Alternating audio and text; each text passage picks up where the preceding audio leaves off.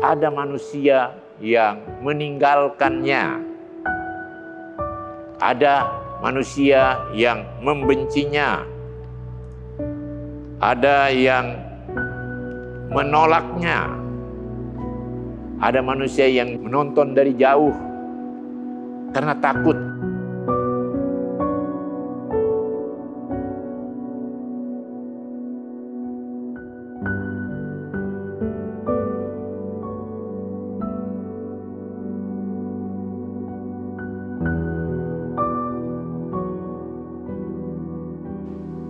Selamat bertemu lagi, saudara-saudaraku, melalui YouTube Programmer dari Jemaat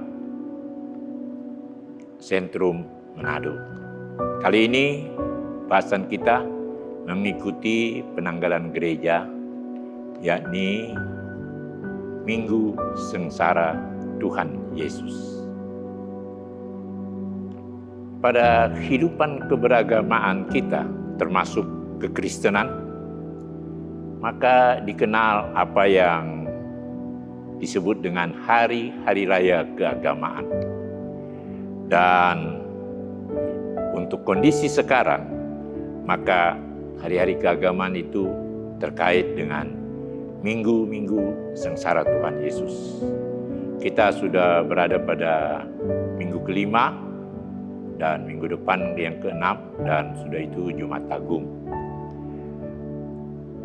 Ada sekitar 6 hari Minggu dan 1 hari Jumat yang oleh gereja Kristen, termasuk di dalamnya Gemim, itu dirayakan secara khusus. Dan yang khusus itu nanti kita bisa lihat di tata cara ibadah. Ya, jadi ada tata cara ibadah hari raya Minggu Sengsara, baru juga ada tata cara ibadah hari raya Jumat Agung.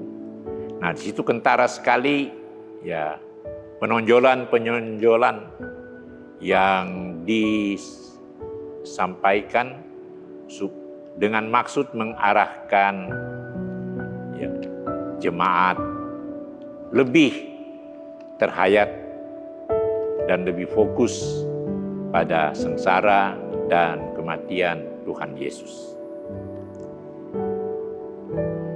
Dan nanti sesudah itu, maka sesudah sengsara dan kematian Tuhan Yesus, penanggalan gereja juga mengenal yang disebut dengan Paskah. Dan minggu-minggu Paskah sampai pada ketuangan Roh Kudus.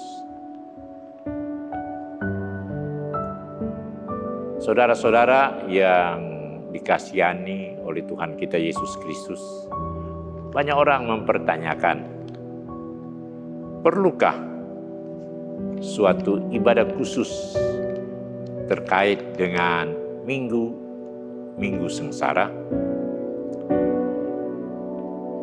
Saya tidak akan langsung menjawabnya, tapi yang saya ingin sampaikan bahwa dalam teologi reformasi atau teologi Calvinis, di mana gereja Masinji di Minahasa ada di dalamnya, maka inti keyakinan itu ada pada dosa dan penebusan. Dosa dan penderitaan Yesus. Di mana pada keyakinan kita, penderitaan itu, dalam hal ini penderitaan Yesus, mempunyai kaitan khusus bukan dengan dirinya sendiri, tetapi mempunyai kaitan khusus dengan manusia. Itulah saudara, itulah saya, itu juga manusia-manusia lainnya. Dan karena itu, untuk lebih memperluas dan memperkaya pemahaman-pemahaman kita, maka gereja ya perlu merayakan penghayatan minggu-minggu sengsara Tuhan Yesus. Dari keyakinan inilah dosa dan penebusan. Kita semua sama tahu bahwa itu hanya terjadi dalam pribadi Yesus. Baru berkembang pengajaran-pengajaran lainnya.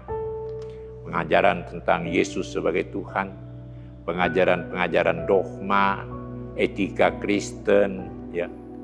Bahkan juga termasuk dalam tatanan aturan-aturan gereja yang sering disebut sebagai hukum gereja atau tata gereja. Di situ di dalamnya nanti kalau kita mendalaminya, kita akan lihat pada bagian permulaan dari setiap tata gereja adalah penekanan pada dosa dan penebusan, dosa dan pengampunan, yang intinya terpadu di dalam pribadi dari Yesus Kristus. Saya coba memahami tentang Minggu Sengsara ini dengan mengikuti keempat kitab Injil, yaitu Markus, atau ya sebenarnya mengapa Markus? Karena Markus dalam studi teologi dilihat sebagai sumber paling tua, sumber utama. Tapi kalau kita mengikuti urutan Alkitab, maka baiklah kita mengikutinya dalam Matius, Markus, Lukas, dan Yohanes. Kita ikuti apa ya? Kalau dalam Injil Markus, kita akan dapati itu mulai dari pasal 8, pengakuan Petrus. Pasal 9 ayat 30 sampai 37, pasal 10 ayat 35 sampai 45, pasal 11 ayat 15 sampai 26, dan seterusnya. Nah, kalau dalam Injil Markus, maka ada hal yang inti kalau di Markus 10 itu, misalnya anak manusia datang bukan untuk dilayani, tetapi untuk melayani. Kemudian kita bisa ikuti juga di dalam Injil Matius, yang daripadanya dimulaikan dengan pasal 16 ayat 13 sampai 28, kemudian pasal 17 ayat 22 sampai 23, pasal 18 ayat 15 sampai 35, pasal 20 ayat 17 sampai 28, pasal 22 ayat 34 sampai 40, dan pasal 26 sampai pasal 27. Ada hal yang inti mau disampaikan di dalam Injil Matius, yakni karena penebusan itu, maka para rasul diutus ke seluruh dunia untuk menjadikan mereka murid-murid Yesus. Yang berikutnya kita dapat ikuti itu juga di dalam Injil Lukas. Dan pada Injil Lukas kita dapat itu pada pasal 9 ayat 22 sampai 27, 43 sampai 48. Baru pasal 13 ayat 31 sampai 35. Pasal 15 ayat 11 sampai 32. Kemudian ada perumpamaan tentang anak yang hilang, baru pasal 22 sampai pasal 23. Disitulah kita bisa dapati tentang derita Tuhan Yesus, di mana yang intinya di situ ada juga yang beberapa sebenarnya dikatakan ada orang yang sadar dan menginginkan keselamatan dari Tuhan ketika ia tersalib. Ya, sehingga dia mengaku dosa di situ. Dan kemudian juga bagaimana dosa dan penebusan dalam pribadi Yesus itu kemudian juga menjadi berkat bagi orang-orang lain. Pada Yohanes, pada kitab Injil Yohanes, kita dapat ikuti itu pada pasal 6 ayat 48 sampai 59, pasal 6 ayat 67 sampai 71, pasal 12 ayat 1 sampai 36, pasal 13, pasal 17, pasal 18 sampai 19. Dan inti di situ memang benar-benar memberikan gambaran tentang penderitaan Kristus. Dan lainnya juga memberi penekanan pada bahwa Yesus yang disalib itu adalah anak Allah, adalah Tuhan. Dan di situ juga ia memberi mandat kepada murid-muridnya untuk saling memperhatikan, peduli satu dengan yang lain. Demikian sedikit tentang mengapa ya perlu penghayatan itu saya mengambil. Saya tidak mengambil dari surat Paulus misalnya atau juga surat-surat lain yang banyak berbicara tentang sengsara kematian, karena bagi saya surat-surat Paulus, surat Petrus dan lainnya itu dan surat Ibrani itu merupakan semacam interpretasi terhadap peristiwa yang dialami oleh Tuhan kita Yesus Kristus dalam sengsara dan kematiannya. Kutipan-kutipan di atas itu memberikan gambaran tentang manusia. Manusia yang bagaimana? Saya coba mencatatnya, menyampaikannya kepada saudara-saudara sebagai berikut.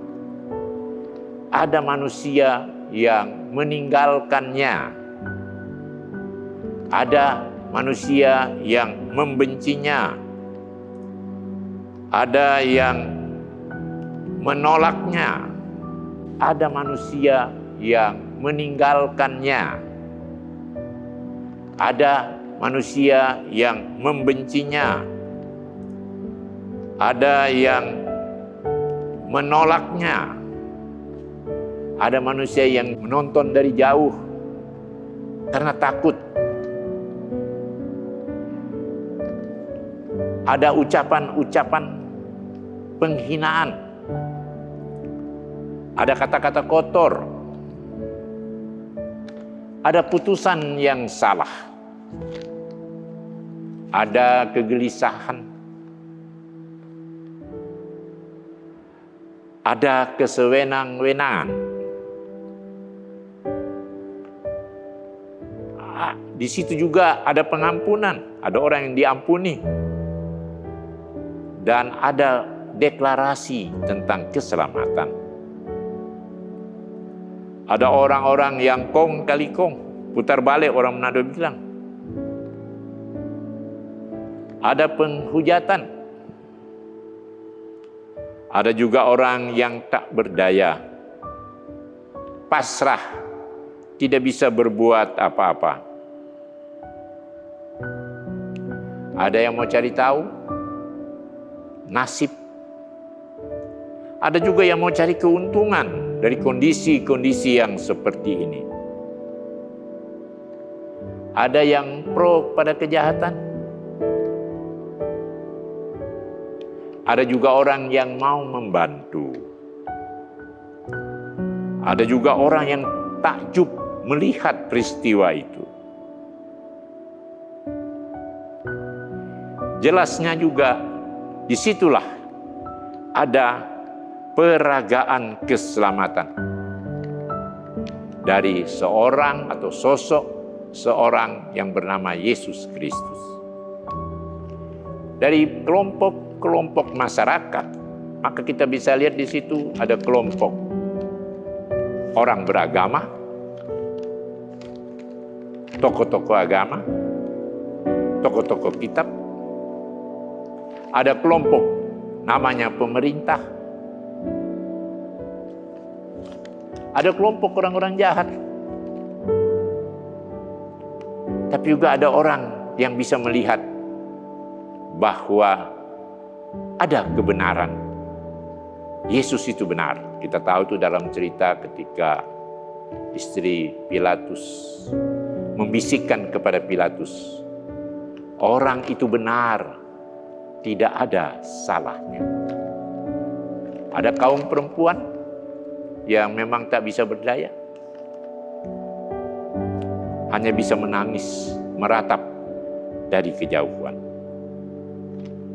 Saya teringat akan satu lagu, maaf dalam bahasa Inggris, dan ini sangat menyentuh dan enak dinyanyikan. Sayangnya tidak ada di kidung jemaat atau nyanyian gereja. Were you there when they crucified my Lord. Di manakah engkau ketika mereka menyalibkan Yesus? Lagu ini sangat menyentuh kalau kita mau menghayati keseluruhannya. Dari catatan-catatan ini, maka apa yang bisa kita perbuat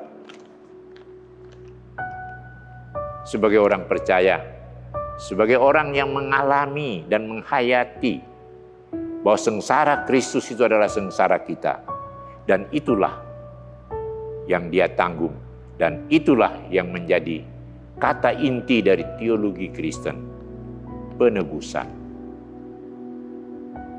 Maka mengikuti tradisi-tradisi gereja tua, baik itu Katolik, Ortodoks maupun Protestan, maka saya mau melakukan suatu seruan, ajakan yang terkait dengan minggu-minggu sengsara ini. Yang pertama ialah marilah kita berpuasa. Karena dalam puasa, di situ kita coba menghayati, kita coba melatih diri sedikit susah. Bayangkan kita tidak makan, so lapar ini dia. Memang orang Manado agak sulit sekali kalau diajak berpuasa. Tapi begitulah, kita belajar, coba untuk seperti Yesus menahan derita, menahan sakit. Dan puasa itu saya sering katakan kepada teman, itu merupakan juga suatu spiritual exercise, latihan, melatih diri untuk menguatkan roh kita, menguatkan spiritual kita. Jadi berpuasa itu bukan nanti kalau misalnya digemim, napa dorong sok kasih sampul, puasa diakonal, orang isi, bukan. Puasa itu memang berpuasa. Ya memang agak sulit, ya jangan cepat-cepat. Dan waktu yang paling tepat minggu ini, kalau ada yang belum berpuasa, minggu ini masih bisa. Dan juga bisa di minggu ke-6 menjelang Jumat Agung. Saya pribadi ada tradisi, kalau di samping puasa biasa, tapi ada tradisi kalau Somo Jumat Agung, hari Kamisnya saya puasa, dan nanti buka atau makan ketika saya mengikuti perjamuan kudus. Jadi makan saya yang pertama ialah roti dan minum itu anggur yang dibagikan pada waktu perjamuan kudus.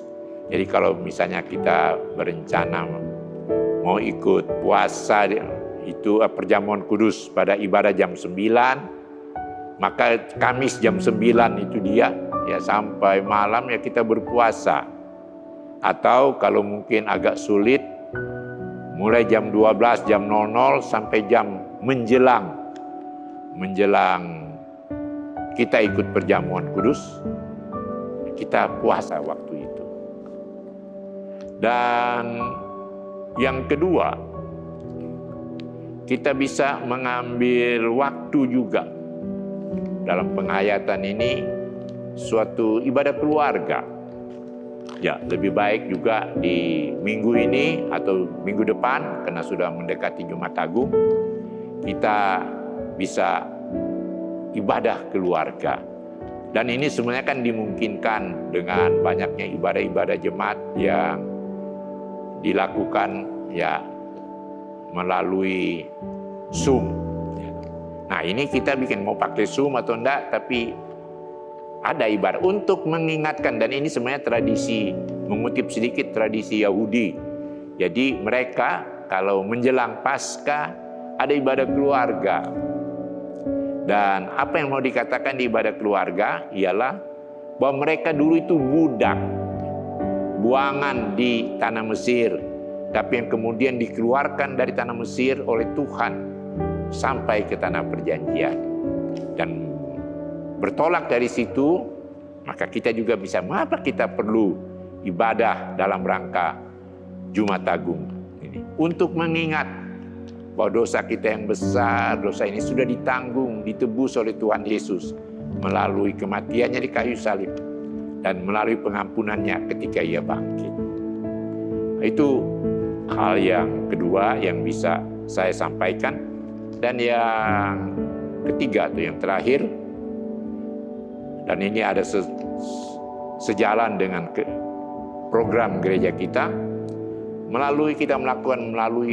kita melakukan perbuatan baik atau perbuatan diakoni.